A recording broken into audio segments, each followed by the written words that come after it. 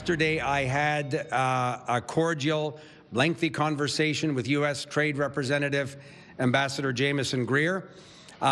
We had an opportunity to discuss the commitment that Canada made in the CUSMA agreement 6 years ago, as did Mexico and as did the United States, not to enter into free trade discussions with countries that do not have a market economy.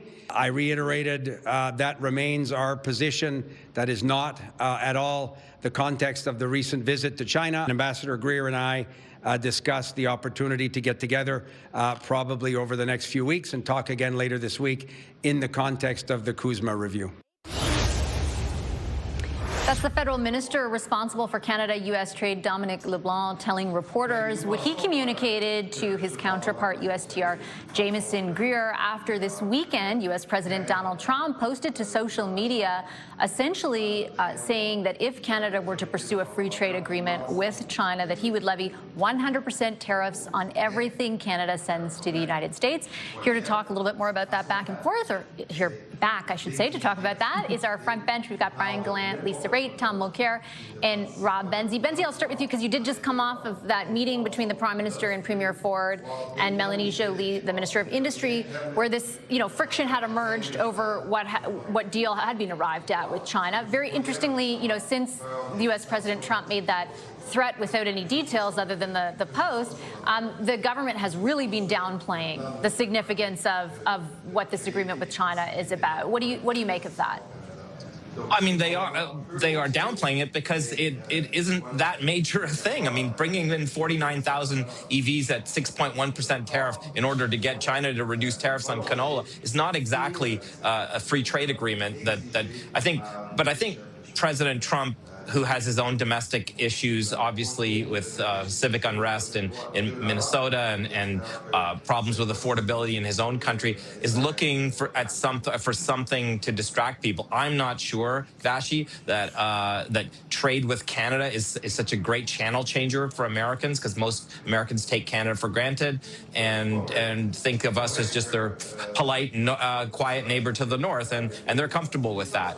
But I guess Mr. Trump, for reasons only his psychiatrist can know, is doing what he is doing. And I think that the government is smart to not take every tweet or Truth Social post as an edict or an executive order. Remember, we're going to have the U.S. Supreme Court ruling on the previous tariffs that he imposed unilaterally pretty soon. And when that happens, I think we're going to maybe find that his tariff policy will have to change, because the Congress has to have a say in trade policy. It's never worked like this before. It's this unilateral imposition of tariffs or threats of tariffs over a tweet. I mean, it's absurd, really. And most of the time, he is just spouting nonsense. He doesn't actually follow through. We're still waiting for the 10% additional tariffs he was going to impose last summer. Remember that?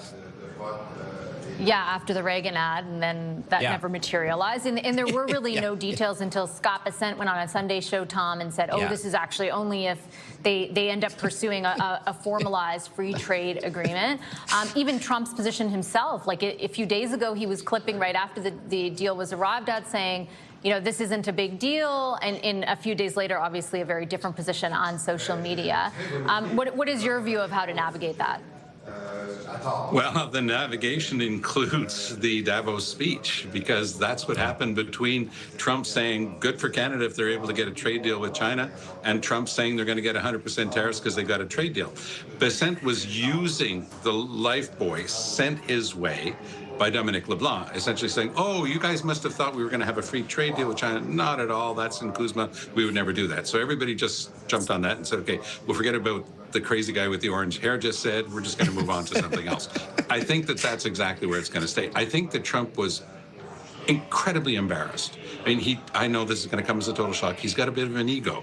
And for him to watch that heartfelt, serious, long standing ovation for Carney, and then him showing up with his 19 members of some cabal that are his peace council and bunch of ne'er-do-wells, and that's his answer to the United Nations. It fell so flat, and it looked so bad, in particular, compared to what Carney was able to accomplish in Davos. Yeah, I think there was a lot of personal frustration there, and just lashing out is the only thing that he knows how to do. But I think the cooler heads will prevail. Doesn't mean that we're out of the woods with regard to the renegotiation of CUSMA, but I think that those same cooler heads are going to get us through that as well. It feels like the bigger risk might be moving ahead, Lisa, if they decide to greatly open, let's say, the market to Chinese investment, like the Chinese companies to come into this auto sector. A couple of the delegates, the more serious representatives of Trump, seem to indicate that would be a greater concern to them. It is. And, this back and forth is exhausting, and you really can't follow the bouncing ball all the time. But I kind of try to see the through line on all of it. And I think the message that I'm getting is that when it comes to steel, when it comes to lumber, when it comes to autos, and when it comes to goods that have their origination in China that are manipulated in a way in Canada and then sent to the United States, those seem to be the four things that are really of concern for the Trump government. And as a result, they're the ones that I'm paying most attention to. Everything else is a lot of threatening and a lot of posturing, but they've never, ever, ever ceded any kind of ground on any of those four things. For me, those are really important to our economy writ large. So I can understand the seriousness that Minister LeBlanc's taking to him, the Prime Minister, because these are serious matters. The rest of it, it's a sideshow, unfortunately, that we're all stuck watching. And even now, Vashi, Mr. Trump has tweeted out that because South Korea has not passed the free trade deal quickly enough that he negotiated, he's increasing their tariffs today as well. So it's all tariffs everywhere, all the time, for everyone. And it does feel like, Brian, every time there's other stuff going on that is to the president's detriment, there's focus on, for example, in this case, Minneapolis or elsewhere, that the tariff threat somehow materializes. But he's climbed down now, on Greenland. He's climbed down on the 10% additional tariff for Reagan. So there's got to be something instructive about that.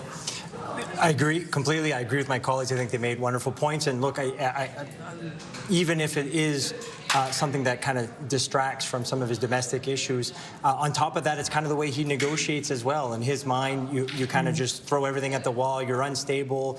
You say things are going to be worse than they really are. You say you're going to basically attack with tariffs, and then you kind of come back on it. So whether it's all these things at once probably is the case, and it's a question of degree. I agree with Tom as well. The Davos speech probably got to his ego a little bit, and he made him a little more prone to be ready to do this tactic that he does for negotiating purposes, for distraction purposes, and target Carney in Canada.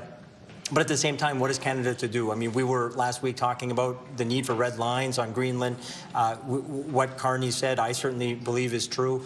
So saying that and trying to organize middle powers is something that would be responsible for us to do. And one last point, I mean, I don't think this is what the Carney government is doing, but nevertheless, it could be one of the outcomes. If you want to go to the table for the CUSMA renegotiation and have any sort of leverage, kind of this implicit message is like, listen, if you're not going to be the partner that you've been in the past or a productive partner moving forward, we're going to have to look elsewhere. And that may include places you're not very excited about or for various reasons you don't want us to do. Whether that's even true or not, to what extent that's true or not, that implicit message might be one of the only things the Trump administration might say to themselves, okay, we got to deal with Canada because we don't want more of this stuff. So look, this is the kind of trying to make the best of a bad situation, and I think the Carney government is trying to balance all these things. And unfortunately, we have somebody that's pretty unstable with what they're going to say in Trump, and I don't think it's going to get any different or any better moving forward. Okay, I'm going to leave it there. Thanks, guys. Appreciate the discussion. Our front bench: Brian Gallant, Lisa Raitt, Tom Mulcair, and Rob Benzie.